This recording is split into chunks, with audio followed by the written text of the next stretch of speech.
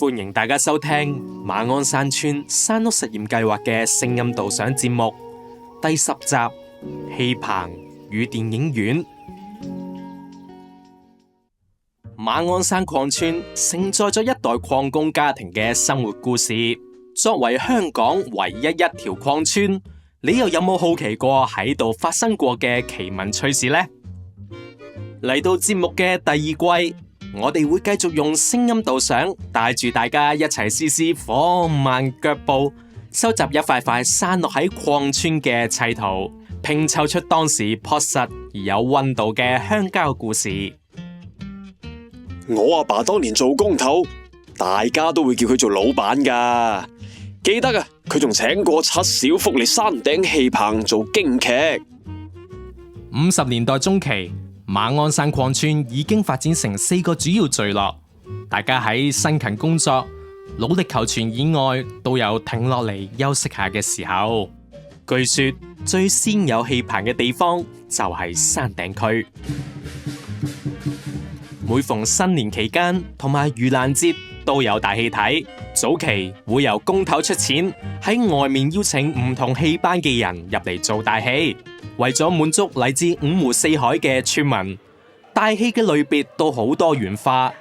戲棚會有齊唔同嘅戲種，除咗京劇、粵劇之外，據說仲有潮州戲添。睇大戲好受礦村村民歡迎，慢慢連碼頭區都開始有大戲睇，會由礦場公司出錢請戲班。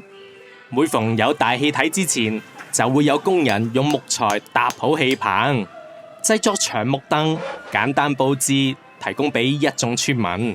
大戲開鑼嗰時，仲會有人喺度賣甘蔗同生果，場面相當熱鬧。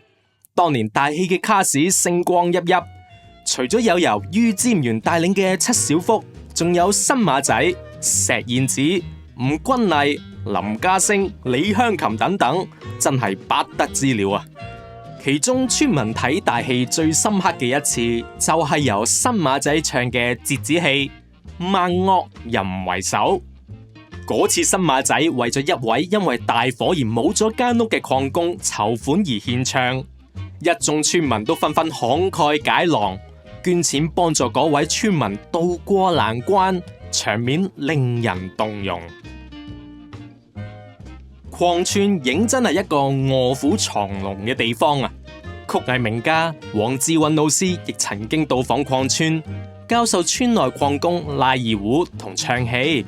據說粵劇名伶林家聲先生喺成名之前，都曾經喺馬鞍山礦村跟隨黃志韻老師學習唱戲噶。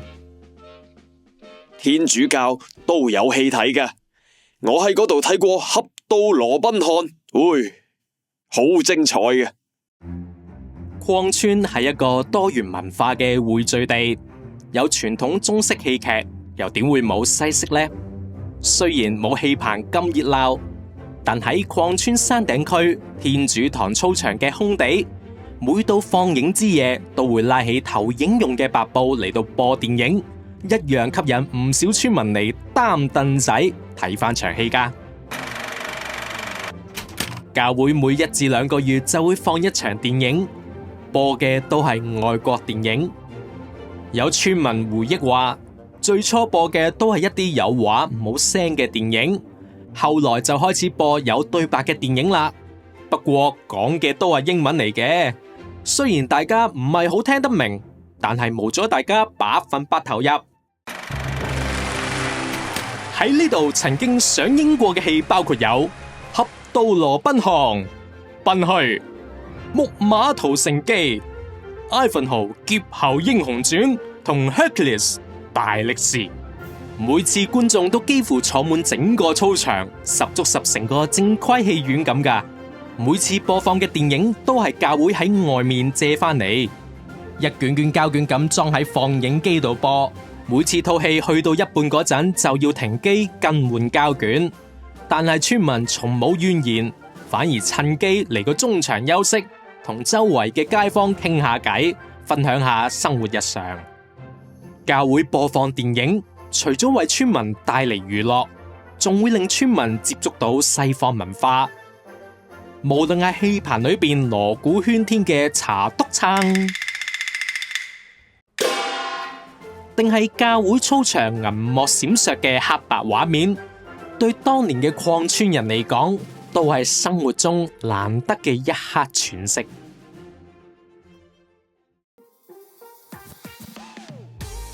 想知道更多有關馬鞍山礦村嘅鄉郊故事，就請繼續留意馬鞍山村山屋實驗計劃嘅聲音導賞節目。我哋會以聲音帶力遊歷礦村，探尋礦村獨特而珍貴嘅鄉郊文化。馬鞍山村山屋實驗計劃係由鄉郊保育資助計劃資助，基督教香港信義會社會服務部主辦。